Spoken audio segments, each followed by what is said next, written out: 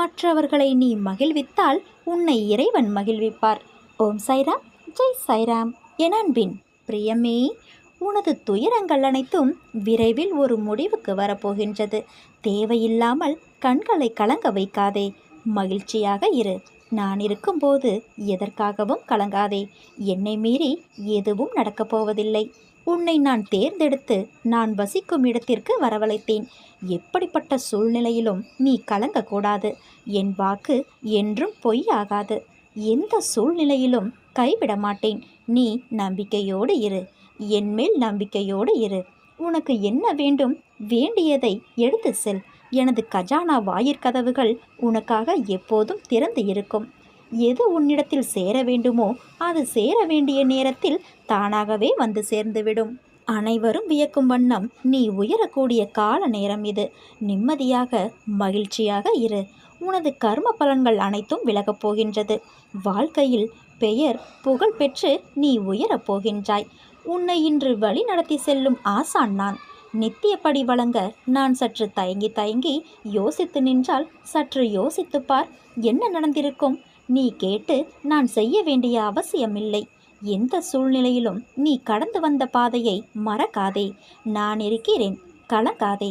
உனது கண்களின் முன்னிலையில் நான் அமர்ந்து கொண்டு இருக்கின்றேன்.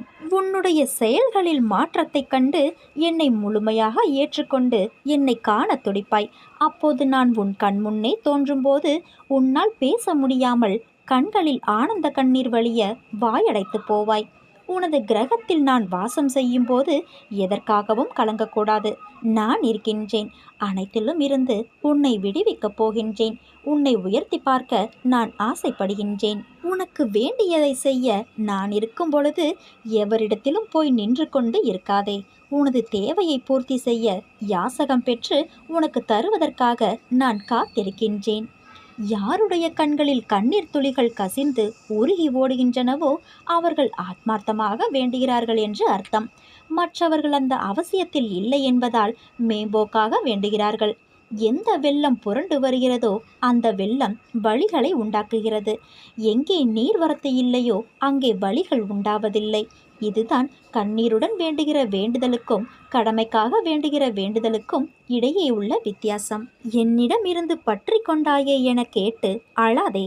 நீ என்னை பற்றி கொண்டு என்னிடம் இருக்கிறாயே, நான் என்ன பேறு பெற்றவன் என எண்ணி அழுது என்னை போற்று. என்னை வணங்குவதற்காக பூஜை புனஸ்காரங்கள் செய்வதையும் பிறர் பாராட்ட நடந்து கொள்வதையும் தவிர்த்துவிடு. நான் இதை விரும்புவது இல்லை.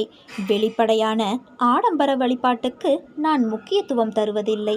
காரணம், அதை செய்வதற்கான பலனை உடனே அடைந்துவிட முடியும். அதற்கு மேல் பலனை எதிர்பார்க்க முடியாதல்லவா? ஆத்மார்த்தமாக இதயத்துக்குள் என்னை குடியேற்றி அங்கே என்னை வழிபடு. அப்போது உன் மனதும் செயலும் யாருக்கும் தெரியாது. அனைத்தும் இரகசியமாக இருப்பதால் நானும் எல்லா விஷயங்களையும் இரகசியமாகவே செய்து தருவேன். மலையே இடிந்து மேலே விழுந்தாலும் கலங்காதே, பயப்படாதே. நான் உன்னோடு இருக்கின்றேன். பயப்படாது இரு. பலம் கொண்டு திடமான மனதோடு இரு. நான் உன்னை ஒருபோதும் கைவிட மாட்டேன். யாரிடமும் பாரபட்சம் பாராதே. யாராவது இன்றோ நாளையோ உனது நெற்றியில் குங்குமம் அல்லது சந்தனம் வைக்க முன்வந்தால் அவரை அனுமதி. உடனே உனக்கு நல்ல காலம் தொடங்கும்.